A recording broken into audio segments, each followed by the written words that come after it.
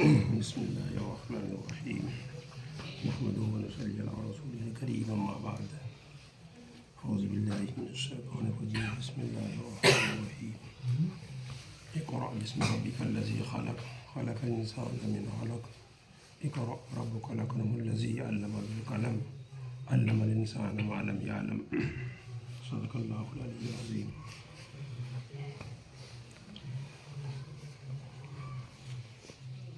میرے بزرگوں اور دوستوں اور عزیز بچوں،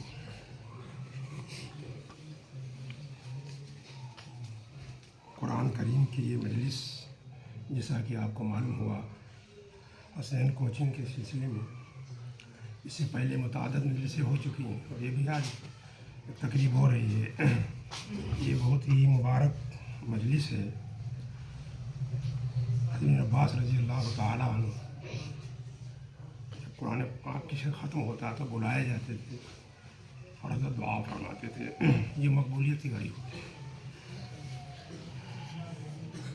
حافظ قرآن کے سلسلے میں بڑی مختصر اور چند باتیں آپ کے سامنے عرض کرنی ہیں. عمومی طور پر حفظ کے بچے کی قدر لوگوں میں نہیں ہوتی ہے. کون ہے اور وہ حفظ پڑھتے ہیں، کہاں پڑھتے ہیں، فلاں جگہ پڑھتے ہیں، بس ہو گیا اتنا. اس کے علاوہ یہ ماں باپ کی بہت بڑی قربانی ہے کہ ان الفاظ جملے کے سننے کے بعد بچے کو قرآن کا حافظ بنائے. اسی لیے حدیث میں بیان کیا گیا کہ حفظ پڑھنے والے کے جب تکمیل ہوتی ہے تو اس کے ماں باپ کو اللہ پاک کی طرف سے ایک اعزاز ملتا ہے. نور کا تاج ماں اور حافظ کے ماں اور والد پر رکھا جاتا ہے. بہت بڑی اہم بات ہے.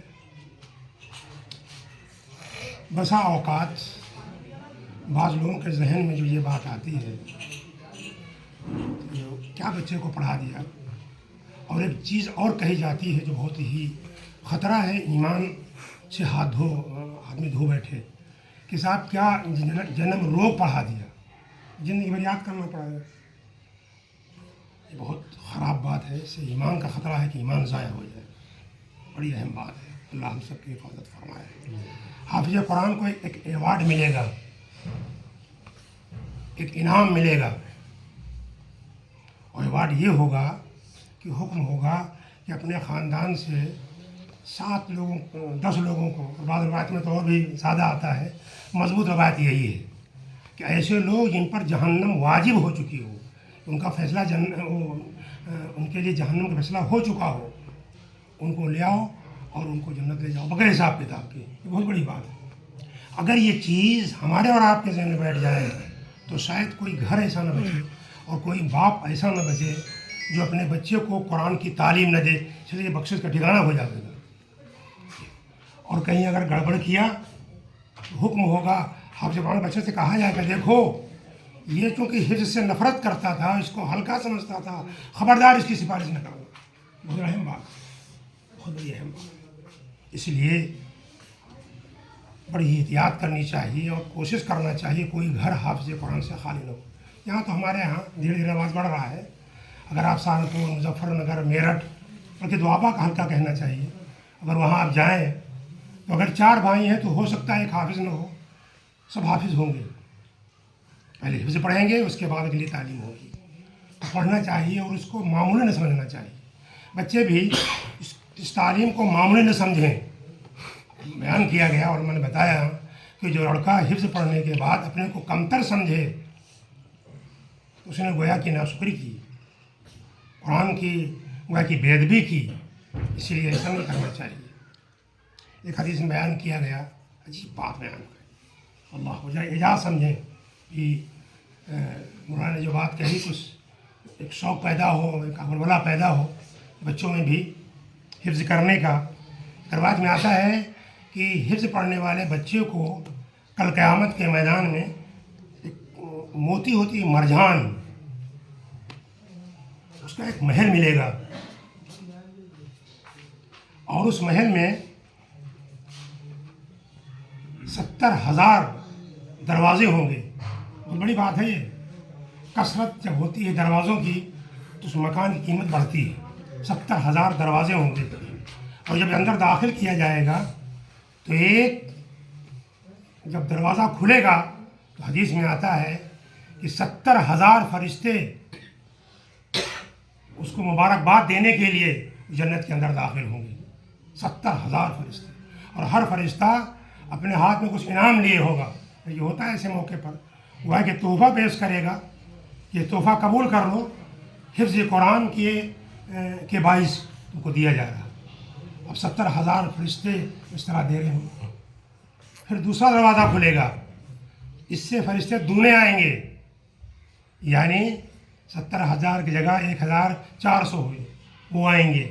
وہ دروازہ کھلے گا اور اس کے بعد میں مبارکباد پیش کریں گے اور سارے لوگ تحفہ پیش کریں گے. اسی طرح سارے دروازے کھلتے رہیں گے اور ہر دروازے پر جا کر اس سے پہلے کے جو فرشتے سے دونے ہوتے چلے جائیں گے.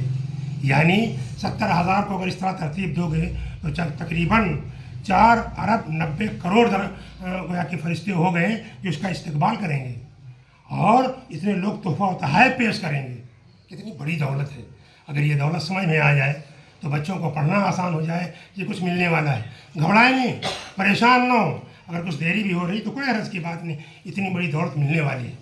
اور ہمیں چاہیے کہ ہم کوئی گھر ایسا نہ بچے جس میں کوئی حافظ قرآن نہ ہو.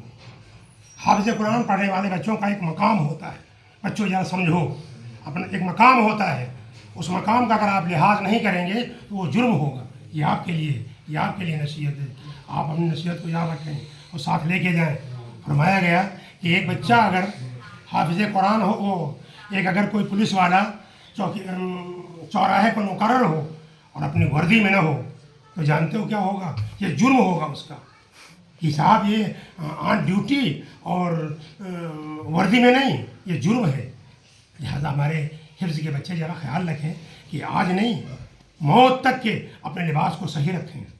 ہم حافظ قرآن ہیں، اللہ نے یہ دولت ہم کو دی ہے. دنیا میں تو کوئی خاص ایسی دولت نہیں. اگر کوئی عالم ہو جاتا ہے تو کچھ تھوڑا سا کہنا سننا چونکہ رہتا ہے، اسے لوگ قدر کر لیتے ہیں، لیکن حفاظ کا وہ مقام نہیں دیتے جو دینا چاہیے.